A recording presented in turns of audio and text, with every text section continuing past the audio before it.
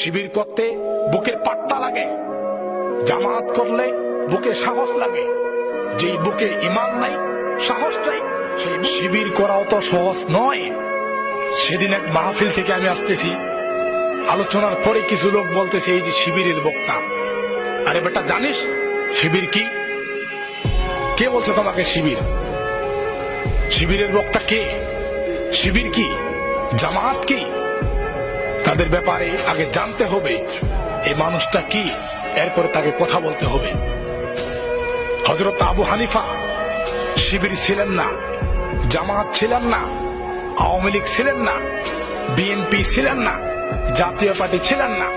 তারপরেও হযরত আবু হানিফাকে জেলখানার মধ্যে তাকে মেরে সেখানে হত্যা করা হয়েছে, সে শহীদ হয়েছে।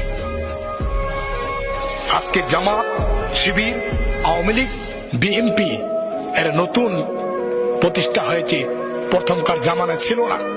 সাহাবায়ে কেরামেরা কোন দলের সাথে সম্পৃক্ত ছিল না, এই জামাত, শিবির, আওয়ামী লীগ, বিএনপি। তারপরও তারা নির্যাতিত হয়েছে।